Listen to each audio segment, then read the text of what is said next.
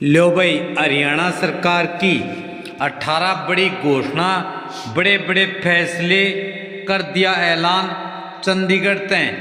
अभी अभी जो कल सीएम नायब सिंह सैनी जी ने लाइव आकर की थी घोषणा, वो जान लो किस प्रकार सारे प्रदेशवासियों के लिए है बड़ी लाभकारी।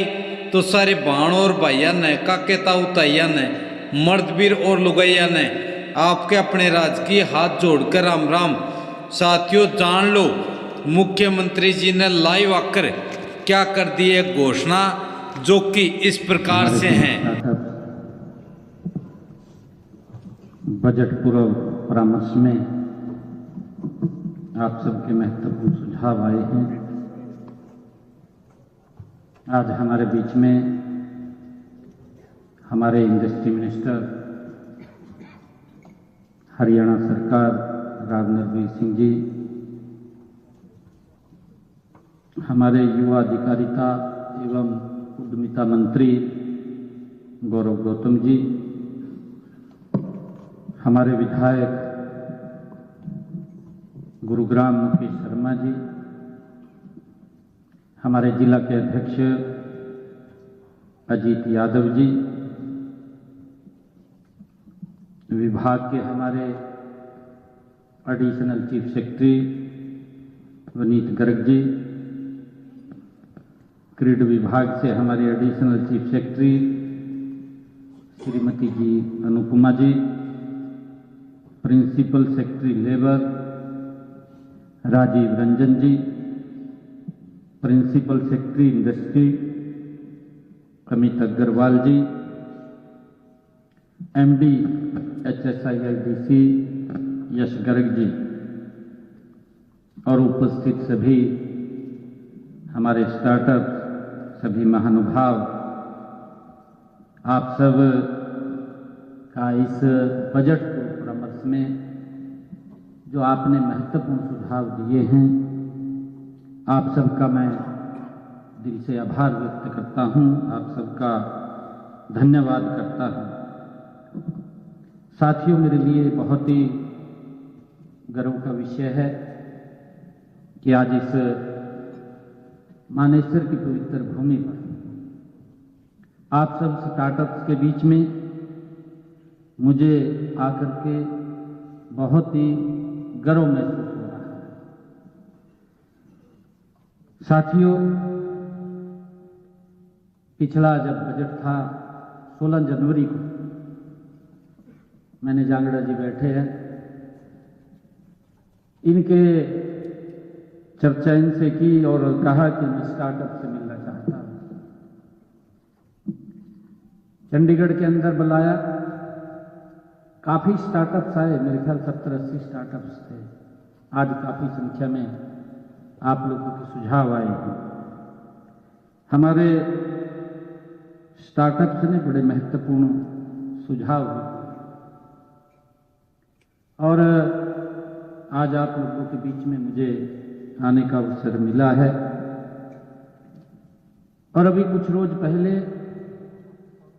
राष्ट्रीय स्टार्टअप दिवस वो भी मनाया गया, जिसमें देश के यशस्वी प्रधानमंत्री आदरणीय नरेंद्र मोदी जी ने स्टार्टअप से बात भी किया, उनके बीच में गए। आप में से कौन कौन वहां था?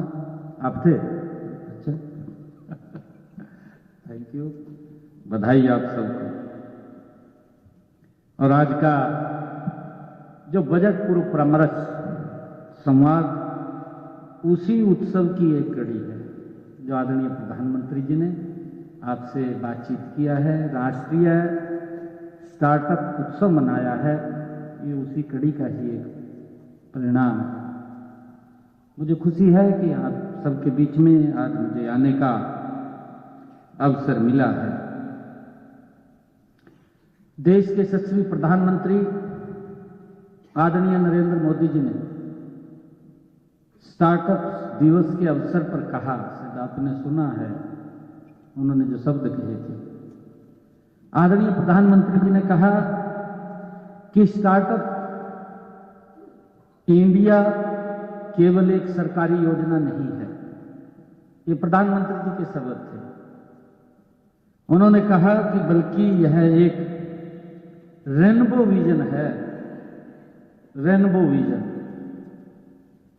प्रधानमंत्री जी ने कहा कि जो अलग अलग सेक्टर्स में नई संभावनाओं के साथ जोड़ता है, ये प्रधानमंत्री जी ने कहा।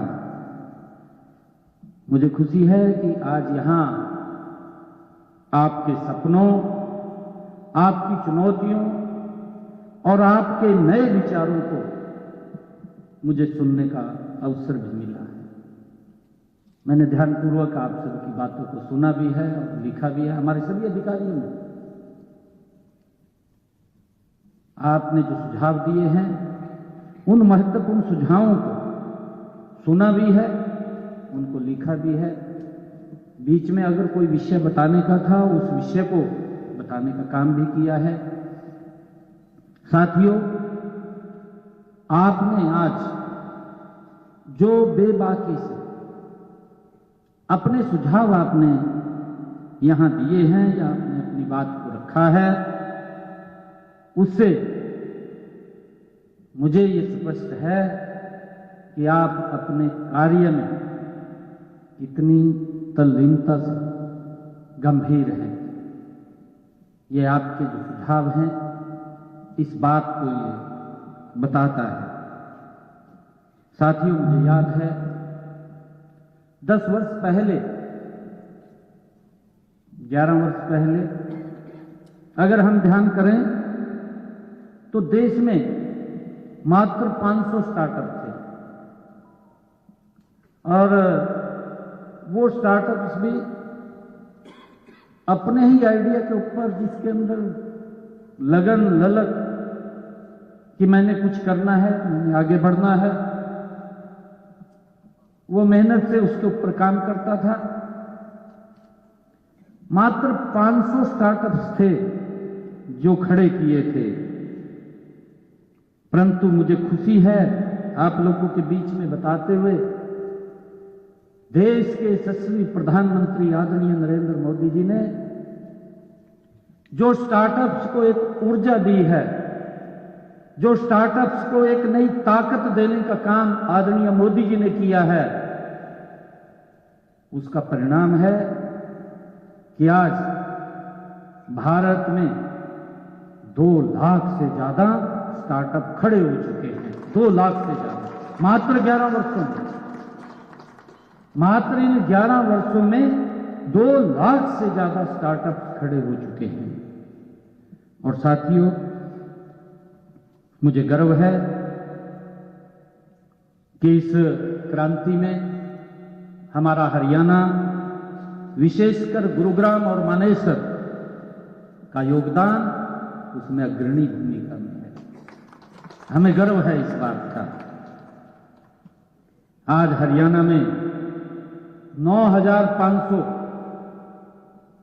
क्या आप अगर पिछली में जब बात कर रहा था 2014 से पहले मात्र 500 स्टार्टअप थे, परंतु अगर इन 11 वर्षों के अंदर हम गुरुग्राम और मानेसर को देखें, हरियाणा के अंदर देखें, तो हरियाणा के अंदर 9,500 स्टार्टअप हमारे खड़े हो चुके हैं जो गति से काम कर रहे हैं।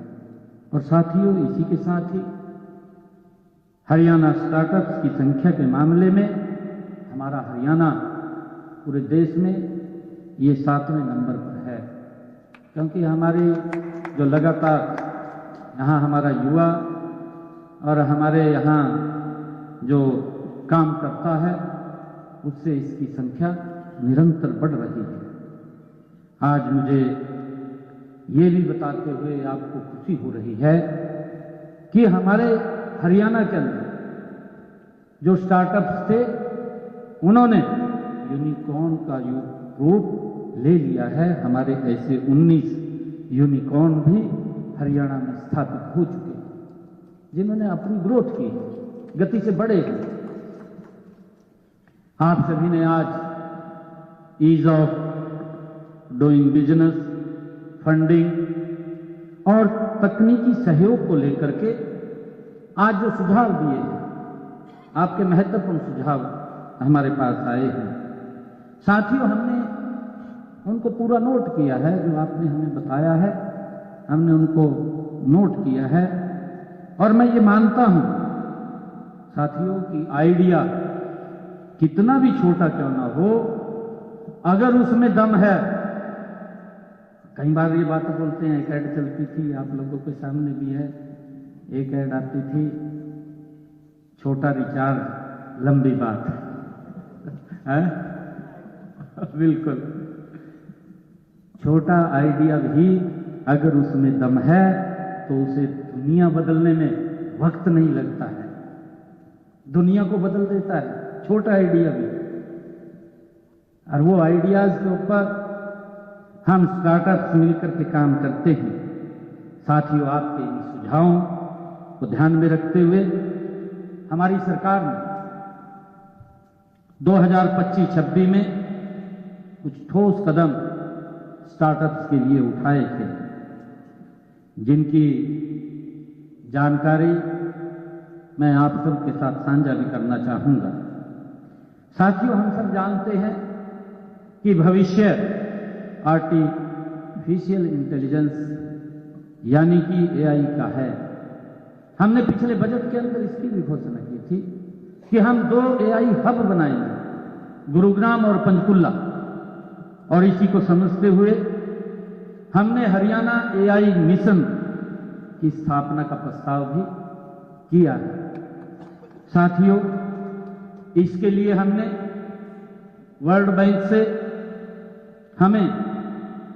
बैंक ने हमने जब इसकी प्रपोजल बनाई तो वर्ल्ड बैंक ने हमें 474 करोड़ रुपए की सहायता देने का आश्वासन भी हमें वर्ल्ड बैंक ने दिया है। साथियों, इसी मिशन के तहत जो हमने कहा था अपने बजट के अंदर कि हम गुरुग्राम और पंचकुला में एक एआई एक हब बनाएंगे, जहां पर हमारे लगभग 50,000 युवाओं को नई तकनीकों के साथ प्रशिक्षित किया जाएगा। साथियों, यह सीधा लाभ आप जैसे स्टार्टअप को कुशल कार्यबल के रूप में यह मिलेगा। साथियों, अक्सर देखा गया है कि हमारे युवा कॉलेज के दिनों में कई बेहतरीन आइडियाज को जन्म देते हैं, पढ़ते भी हैं, पढ़ते पढ़ते उनके दिमाग में कोई ना कोई विचार आता है और उस विचार के ऊपर वो पढ़ते पढ़ते भी काम करते हैं। क्योंकि जब मैं कई बार स्टार्टअप से मैं मिला हूं और उनसे बात किया है, पढ़ते पढ़ते उन्होंने कई अपने एक्सपीरियंस भी हमारे से साझा किए, बीच बीच में हम मिलते रहते हैं। लेकिन साथियों, जैसा भी आपने बताया है, अभी हमारे बीच में एक महानुभाव बात कर रहे थे कि कई बार संसाधनों की कमी से वो आइडियाज बीच में ही रास्ते में दम तोड़ देता है, जो नौकरी की तरफ भाग जाता है। अभी आप बीच में बता रहे थे। साथियों, इन आइडियाज को हकीकत में बदलने के लिए मैंने आप लोगों को बताया भी है कि हमने ये आइडियाज बीच रास्ते में दम न तोड़े, हमने अपने यूनिवर्सिटीज, कॉलेजेस, उनके साथ जो पिछले बजट के अंदर कहा था कि 20 करोड़ रुपए का शुरुआती कोष हरियाणा स्टेट रिसर्च फंड स्थापित करने का हमारी सरकार ने निर्णय लिया है। और इसके साथ ही हमने 2000 करोड़ रुपए का फंड ऑफ फंड्स वो भी बनाया है, ताकि हमारे युवाओं के आइडियाज वो रास्ते में दम न तोड़े। साथियों, मुझे बताते हुए कि हम इनके अलावा भी हमने स्टार्टअप्स को बढ़ावा देने के लिए HSIRDC के माध्यम से प्रति स्टार्टअप 10 लाख रुपए का आर्थिक सहयोग देने की पहल और मुख्यमंत्री कौशल सम्मान योजना उसको भी हमने शुरू किया है। साथियों, मैं ये भी बताना चाहूंगा कि हमने हरियाणा राज्य स्टार्टअप नीति 2022 उसको भी लागू किया है। और साथियों, हाल ही में हमने 22 स्टार्टअप्स को 1 करोड़ 14 लाख रुपए की वित्तीय सहायता भी हमने देने का काम अपने स्टार्टअप्स को किया है। साथियों, मुझे बताते हुए खुशी भी है कि अब स्टार्टअप कल्चर केवल बड़े शहरों तक ही सीमित नहीं रहेगा। हमने शैक्षणिक सत्र 2025-26 से हर जिले में उद्यमिता प्रतियोगिताएं आयोजित करने का भी निर्णय ये लिया है। साथियों, मैं ये भी कहना चाहूँगा कि इन प्रतियोगिताओं में चयन टीमों में जो हमारी चयनित टीमें हैं उनका अपना आइडियाज बिजनेस मॉडल में बदलने के लिए सरकार 1 लाख रुपए की सहायता राशि भी देगी। यह सीड मनी उनके सपनों की ये पहली उड़ान होगी साथियों, जिसका जिक्र भी आपने किया है।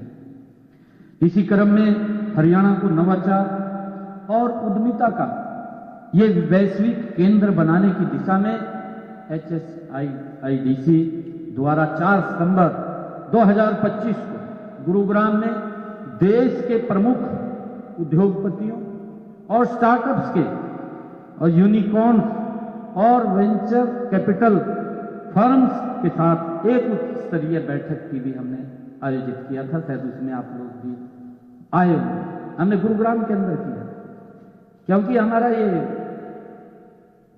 एक विजन था कि हमारे जो बड़े इंडस्ट्रियलिस्ट हैं और हमारे जो स्टार्टअप्स हैं वो आपस में बैठ करके उसको शेयर करें ताकि हमारा स्टार्टअप गति से आगे ग्रोथ कर सके, बढ़ सके, जो उसके आइडियाज के ऊपर वो काम कर सके। साथियों, इसमें हमने उद्योग और स्टार्टअप्स के बीच सशक्त साझेदारी पर भी व्यापक चर्चा की थी। साथियों, मैं बताना चाहूंगा कि नवाचार को प्रोत्साहन मिले, जो हमारी सोच है कि हमारे स्टार्टअप्स के पास जो नवाचार है उसको प्रोत्साहन मिले, युवाओं को अवसर मिले, युवा आगे बढ़े, ये सोच है। और स्टार्टअप्स को उनके विकास यात्रा में एक मजबूत, स्थायी और विश्वसनीय साथियों इकोसिस्टम के माध्यम से नई ऊंचाइयों तक उसको पहुंचाया जा सके, ये हमारी सरकार की सोच है। साथियों, हम सब जानते हैं कि मानेसर एक औद्योगिक एक क्लस्टर है, हब है, इसके बारे में हम सब जानते भी हैं। यहाँ की जरूरतों को देखते हुए हमने निर्णय लिया है कि HSIIDC के सभी औद्योगिक एस्टेट में इंक्यूबेशन सेंटर्स को स्थापित किए जाएंगे। ये हमने निर्णय किया है जिसकी आप चर्चा कर रहे थे। साथियों, ताकि स्टार्टअप्स को सस्ती दरों पर काम करने की जगह वहां मिल सके, ताकि हमारे जो स्टार्टअप्स हैं उनके आइडियाज वो उसके ऊपर आगे बढ़ सकें, उसको लेकर के हम यहाँ पर इंक्यूबेशन सेंटर्स स्थापित किए जाएंगे। साथियों, मुझे बताते हुए खुशी भी है कि हमने HSIIDC ने 3 IMTs के लिए जमीन भी हमने चिन्हित कर लिया, जिसका मैंने जिक्र किया था कि हमने पिछले अपने बजट के अंदर इस बात की घोषणा की थी कि हम हरियाणा प्रदेश में 10 नए IMTs बनाए। हमने 3 IMTs के लिए जगह भी चिन्हित वो कर ली है। साथियों, हम सब ये भी जानते हैं कि पर्यावरण संरक्षण आज की मांग है। आज लोग जहां पर इंडस्ट्रियल आता है तो पर्यावरण के लिए भी लोग चाहते हैं कि उनको शुद्ध पर्यावरण मिले। इस दिशा में भी IMT मानेसर को हमने 0 वाटर वेस्टेज इंडस्ट्रियल एरिया के रूप में विकसित करने के लिए हमारी सरकार ने इसको पायलट प्रोजेक्ट के ऊपर चुना है, ताकि पानी भी वेस्टेज ना हो, उसको रिसाइकल किया जा सके। साथियों, साथ ही हमने मानेसर में एक पर्यावरण प्रशिक्षण केंद्र भी यहाँ स्थापित किया जाएगा, जो ग्रीन टेक स्टार्टअप के लिए एक बड़ा अवसर भी होगा। साथियों, गत 16 जनवरी को राष्ट्रीय स्टार्टअप दिवस के अवसर पर देश के यशस्वी प्रधानमंत्री आदरणीय नरेंद्र मोदी जी ने एक बहुत महत्वपूर्ण बात कही थी। जब स्टार्टअप्स के साथ आदरणीय प्रधानमंत्री जी बात कर रहे थे, उन्होंने कहा था रिस्क टेकिंग अब मेन स्ट्रीम बन गया है। ये प्रधानमंत्री जी ने जब आपसे बात कर रहे थे तो उन्होंने इस बात की चर्चा की थी, और माननीय प्रधानमंत्री जी का जो एक विषय था, वो चाहते थे कि पहले लोग रिस्क लेने से डरते थे। प्रधानमंत्री जी की सोच थी कि पहले लोग रिस्क लेने से डरते थे, आज रिस्क न लेने सबसे बड़ा रिस्क माना जाता है कि रिस्क लेना चाहिए। आप अगर रिस्क नहीं लेंगे तो काम कैसे होगा? एकदम बदलाव आया है, सोच के अंदर बदलाव आया है। पहले तो ये सोचते थे कि अगर हमने रिस्क ले लिया तो पता नहीं मैं क्या हो जाऊंगा, मेरा काम चले ना चले, मेरा पैसा बर्बाद हो जाएगा। परंतु जब आप रिस्क लेंगे और रिस्क के अंदर आप मेहनत से आगे बढ़ेंगे, आप कई बार होता है आप ऊंचाइयों को छुएंगे। आदरणीय प्रधानमंत्री जी ने ये बात कही थी कि रिस्क टेकिंग अब मेन स्ट्रीम बन गया है। आदरणीय प्रधानमंत्री जी का शब्द था। साथियों, मुझे खुशी है कि इस बात की कि इस स्टार्टअप क्रांति में हमारी बेटियां भी पीछे नहीं हैं। मैंने जिक्र किया था अभी, हमारे एक देवेंद्र जी बैठे हैं, देवेंद्र जी ने बात कही कि बेटियों की संख्या कम है, और मैंने कहा था कि हमारी बेटियां 50% स्टार्टअप्स के अंदर आ रही हैं। इसके लिए हमने पूरी व्यवस्था की है ताकि हमारी बेटियां आगे बढ़ सके। और प्रधानमंत्री जी का जो एक विजन है, महिलाओं को सशक्त करना, मजबूत करना, पिछले 11 वर्षों के अंदर अगर आप लोग देखेंगे, हमारी बेटियां ही हैं जो राफेल जैसे जहाज को उड़ाने का काम कर रही हैं। साथियों, हमारी वो बेटियां ही हैं, ऑपरेशन सिंदूर के समय में लीड लेने का काम अगर किसी ने किया तो हमारी बेटियों ने ही किया है। आदरणीय प्रधानमंत्री जी का जो एक सोच है कि बेटियों को आगे बढ़ाया जाए, उनको सशक्त किया जाए, मजबूत किया जाए, ये एक क्षेत्र में नहीं है। अगर आप लोग देखेंगे, ये जीरो ग्राउंड से लेकर के महिलाओं को ऊपर तक सशक्त किया जा रहा है। प्रधानमंत्री जी लगातार महिलाओं को सशक्त करने का काम ये हमारी सरकार कर रही है। साथियों, हरियाणा सरकार भी महिला उद्यमियों को हर कदम पर सहयोग देने के लिए हमारी सरकार प्रतिबद्ध है। साथियों, मुझे खुशी है, हमारे शास्त्रों में मैं आपको बताना चाहूंगा कि हमारे शास्त्रों में भी कहा गया है कि उद्मेन ही सिद्धति कार्याणि में मनोरथ। साथियों, कार्य उद्यम और परिश्रम से ही सिद्ध होते हैं, केवल इच्छा करने से नहीं। कई बार व्यक्ति सोचता है कि मैं ये करूंगा, सपना देखता, परंतु सपने को मूर्त रूप देना, यही हमारा जो स्टार्टअप है, जो रिस्क की बात आदरणीय प्रधानमंत्री जी ने कही है, उस सपने को साकार करना ही ये हमारे स्टार्टअप्स की जिम्मेवारी है। साथियों, आप सभी ने आज जो यहाँ पर बेबाकी से अपने विचार रखे हैं, जो नवाचार आपने किया है, वह नए भारत की पहचान है। आदरणीय प्रधानमंत्री जी की जो सोच है, 2047 का संकल्प आदरणीय मोदी जी ने लिया है। मोदी जी की सोच है कि भारत 2047 में ये दुनिया का प्रतिनिधित्व करेगा, और जब दुनिया का प्रतिनिधित्व करेगा तो उस विकसित भारत के अंदर आप जो लोग यहाँ बैठे हैं, आपकी महत्वपूर्ण भूमिका उसके अंदर होगी। आने वाली पीढ़ियां भी उसके ऊपर गर्व करेंगी। साथियों, जब कोई व्यक्ति आगे बढ़ता है, उसके सामने कई प्रकार के चैलेंज आते हैं, और उन चैलेंजों को पार करना भी ये हम सब की बड़ी जिम्मेवारी है। अभी चैलेंज आ रहे हैं ना, बाहर के चैलेंज। भारत विकसित हो रहा है, कई चैलेंज आ रहे हैं। कोई टैरिफ लगा देता है, उसको बढ़ा भी देता है, कभी घटा भी देता है। ये चैलेंज आते हैं, परंतु उन चैलेंजों से हमें पीछे नहीं हटना है, हमने आगे बढ़ना है। जब इस प्रकार के चैलेंज व्यक्ति के सामने आते हैं, जब आगे बढ़ता है, ग्रोथ करता है, तो उन चैलेंजों का भी हमने मजबूती से सशक्त होकर के उसका सामना करना चाहिए और हमें आगे बढ़ना चाहिए। साथियों, हम सब जानते हैं कि जो मैंने कहा है कि है एक नए भारत की पहचान है।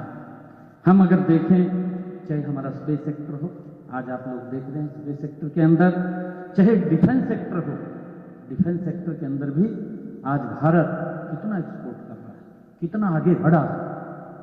अब ये इन्हीं 11 वर्षों के अंदर है, स्पेस सेक्टर के अंदर भी इन्हीं 11 वर्षों के अंदर भारत कितनी गति से आगे बढ़ा है। ये हमारे जो इंफ्रास्ट्रक्चर की बात हम कर रहे हैं, हमारे आदित्य जी ने बात किया था कि हमारे 51 सेक्टर की सड़क वो टूटी हुई है, 51 सेक्टर वाली भी बनेगी,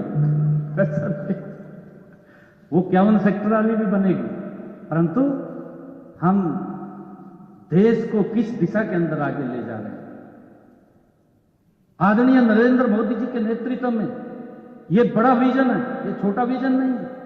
कल भी प्रधानमंत्री जी ने इस बात की चर्चा की है, उन्होंने कहा कि 2047 का ये संकल्प कि भारत को हमने गति से आगे बढ़ाना है और मिलकर के आगे बढ़ाना है। ये किसी एक व्यक्ति का सवाल नहीं होता है, इसके अंदर 140 करोड़ लोगों का योगदान होता है।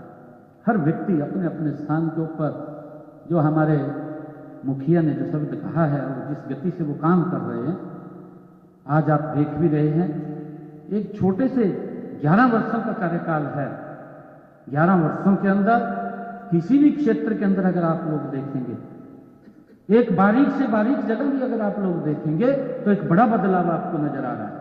आप देख रहे हैं, उसकी चर्चा देश के लोग कर रहे हैं, चाहे इंफ्रास्ट्रक्चर के मामले में हो, चाहे रेलवे की कनेक्टिविटी की बात हो, चाहे एयर कनेक्टिविटी की बात हो, और चाहे दुनिया के अंदर भारत के सम्मान की बात हो। आज गति से नरेंद्र मोदी जी के नेतृत्व में भारत गति से आगे बढ़ रहा है। ये हम सब के लिए गर्व की बात है, परंतु हम सब ने उसके अंदर अपना बहुमूल्य सहयोग हम देंगे। आदरणीय प्रधानमंत्री जी का ये संकल्प, ये 2047 जो उन्होंने लिया है वो पूरा होगा। साथियों, मैं एक बात आप लोगों को ये भी कहना चाहता हूं कि आपने बहुत अच्छे आइडियाज हमें दिए हैं। कुछ आइडियाज हम आपके नहीं ले पाए होंगे, या आप कहीं पर बैठेंगे कोई चर्चा करेंगे, वहां से भी आपके पास कुछ आइडियाज आ सकते हैं, अच्छे आइडिया आ सकते हैं। और हमने QR कोड आपके टेबल के ऊपर रखा है, AI बेस्ड चैट बॉक्स वो हमने बनाया है। आप अपने उस आइडियाज को इसमें जरूर आप अपलोड करें, इसके अंदर बताएं। एक एक आपका सुझाव हमारे लिए बहुमूल्य है। इस 2026-27 के बजट के समय में, ताकि हम उसको शामिल कर सकें। कहीं और से भी सुझाव आ सकता है आपके पास, जब आप चर्चा करेंगे आपके पास बाद में भी कोई आइडिया आ सकता है, उस आइडियाज को आप इसमें जरूर शामिल करें साथियों, जिसका हमें लाभ मिल सके।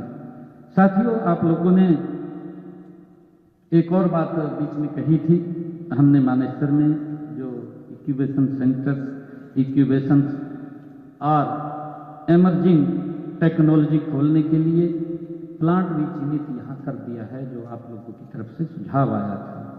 और साथियों, साथ ही हमने जो ईवी की बात हमारे बीच में एक स्टार्टअप से की थी, हमने खरखौदा में ईवी और ऑटोमोबाइल ऑटोमेटिक इंक्यूबेशन सेंटर और सोहना में सेमी कंडक्टर का इंक्यूबेशन सेंटर वो खोला जाएगा।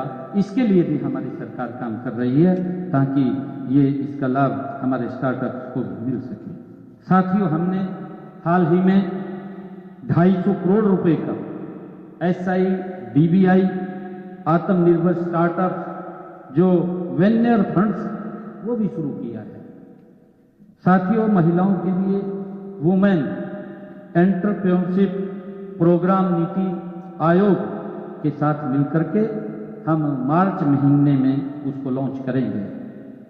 साथियों, हम GCC इसकी भी चर्चा वो की थी, GCC की नई पॉलिसी जल्द ही हम लॉन्च करने वाले हैं, जिसकी बात हमारे स्टार्टअप्स ने वो बीच में कही थी, और जिससे अधिक से अधिक हमारे GCC गुरुग्राम में आएंगे।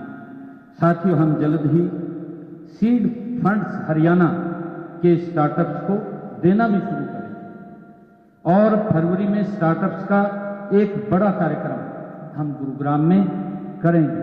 साथियों, इसके बारे में मैं आप लोगों को बताना चाहता हूं और साथियों मैं ये भी कहना चाहता हूं कि जिन आपने बहुमूल्य सुझाव इस बजट के अंदर आपने किए हैं 2026-27 में जो शामिल किए जाएंगे, मैं ये भी आप लोगों को कहना चाहता हूं कि जो आपके सुझाव आपने दिए हैं या आप और सुझाव देने वाले हैं, जिसका मैंने कहा है कि आप हमारे AI बेस्ड चैट बॉक्स के ऊपर आप डालिए, अपने सुझावों को आप दीजिए। मैं आप सबसे ये भी आग्रह करता हूं कि जब मैं ये 2026-27 का बजट, क्योंकि मैं फाइनेंस मिनिस्टर के नाते बजट मैंने रखना पड़ता है और जब मैं ये बजट रखूंगा तो मेरा आप लोगों से आग्रह है कि उस दिन आप अवश्य कहीं पर भी हों इस बजट को आप अवश्य देखें और सुनें, ताकि आपको ये लगे कि ये बजट सरकार का नहीं तो पहले लगता था कि सरकार का बजट है और आज हम हर वर्ग से अलग अलग क्षेत्र से ये सुझाव ले रहे हैं, ये लोगों को लगे क्योंकि ये बजट सरकार का नहीं, ये जनता का बजट है। और जब जनता का बजट है तो आप जब उसको देखेंगे सुनेंगे तो आपको महसूस होगा कि हमने जो सुझाव दिए थे वो सुझाव इसके अंदर शामिल किए गए हैं। ये बजट ये सरकार का नहीं, ये बजट हमारा है। मैं आपसे आग्रह करूंगा कि आप इसके अंदर जरूर इसको देखें भी और सुनें। और एक और आग्रह मेरा है आप सबसे कि जिन हमारे साथियों ने सुझाव जो शामिल होंगे बजट के अंदर, जो सुझाव शामिल होंगे उनको हम बिल्कुल निमंत्रण देंगे और निमंत्रण देकर के उनको विधानसभा में बुलाएंगे, वहीं बैठ करके सुनवाएंगे।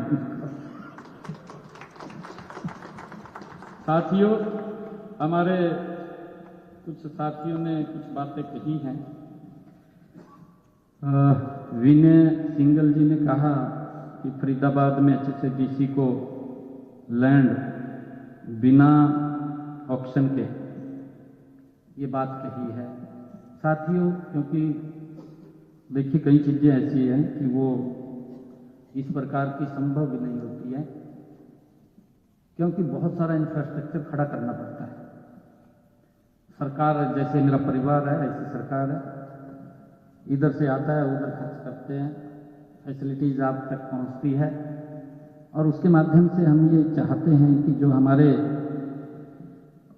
स्टार्टअप्स हैं, जब उनका आइडियाज़ कोई आता है उस आइडियाज़ के ऊपर जब वो काम करता है तो बहुत कम उसमें वो शुरू करता है उसको। और मैं अभी बात भी कर रहा था अधिकारियों से, जब आपके आइडियाज़ आ रहे थे उसके अंदर कुछ MSME का भी कोई एक सुझाव आ रहा था। उस सुझाव के अंदर 5 करोड़ रुपए की बात कही थी। मैंने कहा 5 करोड़ रुपया आप तो लीजिए, फंड बढ़ाने की बात थी, परंतु जब वो ग्रोथ करता है, 5 करोड़ रुपया आपने खर्च किया और वो ग्रोथ कर रहा है, बढ़ रहा है, तो उसको देख करके आप डबल कर दीजिए। ये ऐसा जो सुझाव आपका आया है तो हम उसके ऊपर काम करेंगे, ताकि आप जो आपने बिना ऑप्शन की बात कही है, जब स्टार्टअप शुरू करें तो कई बार व्यक्ति किराए के ऊपर भी लेकर के उसको अपने आइडियाज़ को आगे बढ़ा सकता है। जब आइडियाज़ आगे बढ़ेगा तो धीरे धीरे करके आप उसके अंदर आगे बढ़ेंगे और सरकार उसके लिए सहयोग करती है। साथियों, लेकिन इंक्यूबेशन सेंटर्स को हम प्राथमिकता से बनाने के लिए जा रहे हैं, जो आपने विनय जी ने कहा था, और इसमें मानेसर है, सोहना है और हमारा खड़खौदा है। यहाँ पर हमने प्लग एंड प्ले के तहत सस्ते दामों पर लीज पर भी वो जगह देने का वो निर्णय हमने किया है। साथियों, इसी प्रकार हमारे बहुत सारे साथियों ने इसके अंदर सुझाव आपके आए हैं, चाहे हमारे विनीत जी हैं, इन्होंने स्टार्टअप इकोसिस्टम और हरियाणा जो इनोवेशन फंड को बढ़ाना चाहिए, इसकी बात आपने कही है। सनराइज सेक्टर्स के अंदर MSME के लिए काम करना है और आपके सुझाव बहुत इंपॉर्टेंट हैं जो आपने दिए हैं, हमने उनको नोट किया है और इन सुझावों पर हम जरूर अमल करेंगे। साथियों, हमारे जांगड़ा जी ने जो एग्रो माल की बात की है कि स्टार्टअप की जो बात है, वो मैं इसके बारे में भी आपको बताना चाहूँगा कि माननीय प्रधानमंत्री जी ने यूनिटी माल की बात की। आप अगर उनका कभी वक्तव्य सुना होगा तो उन्होंने यूनिटी माल योजना शुरू की है, जिसमें वन डिस्ट्रिक्ट वन प्रोडक्ट को अवधारणा को लेकर के एग्जीबिशन सेंटर पूरे देश में बनने जा रहे हैं, उसको पर काम हो रहा है। यूनिटी माल को लेकर के हम भी करनाल में उसको बनाने जा रहे हैं, जिसका हमने टेंडर भी लगा दिया है, मैं आपको बताना चाहता हूं। और साथियों, क्योंकि आपके बड़े महत्वपूर्ण सुझाव हमारे पास आए हैं और मैं ये कहना चाहता हूं कि सरकार आपके साथ एक सहयोगी के तौर पर खड़ी है और आज उसी का परिणाम है कि आप लोग देख रहे हैं। मैंने कहा है कि सरकार, आप लोग जो सुझाव आपके आते हैं, सरकार उसके ऊपर काम करती है और उसी सुझावों के ऊपर ही बजट तैयार करती है, क्योंकि हमने ये देखा है कि लोग ये बात बोलते हुए ये तो सरकार का बजट है, फिर कई बार ये बात बोल देते थे कि तो चुनाव का बजट है, ये भी बात आती थी, भी चुनावी बजट है, परंतु ना ये सरकार का बजट है ना ये चुनावी बजट है, ये हरियाणा प्रदेश के 2,80,00,000 लोगों का बजट है। साथियों, उसके ऊपर हमारी हरियाणा सरकार काम कर रही है। आपकी सफलता ही हरियाणा की सफलता है, मेरे लिए बड़ी खुशी की बात है। मैं चाहता हूं कि आने वाले 10 वर्षों में हरियाणा स्टार्टअप और टेक्नोलॉजी की दुनिया का नेतृत्व करे, ये हमारी सोच है। साथियों, आपके बहुमूल्य जो समय आपने दिया है और बहुमूल्य समय के साथ साथ आपने जो बहुमूल्य सुझाव दिए हैं, एक बार फिर मैं आप सबका आभार व्यक्त करता हूं, आप सबका धन्यवाद करता हूं। इन्हीं शब्दों के साथ जय हिंद, जय भारत, जय भारत। धन्यवाद माननीय मुख्यमंत्री जी। अभी